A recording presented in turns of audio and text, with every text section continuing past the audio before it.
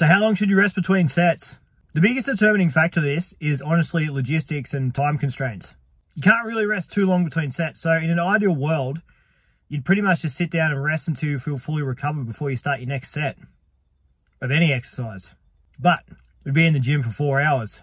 So in light of that, here are some practical recommendations for how long you should rest between sets.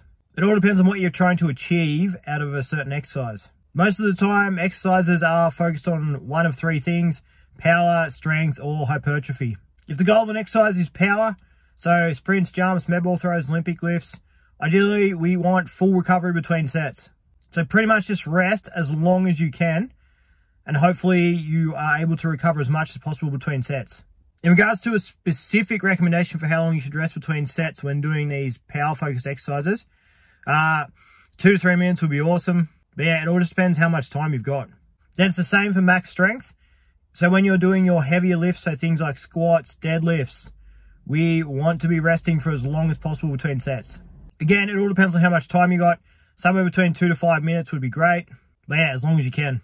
Then for exercise where the goal is hypertrophy or building capacity in muscles, this is where you can keep your rest periods a bit shorter. So once again, rest as long as you can, but somewhere in that 30-second to 2-minute mark, you can still get the job done here.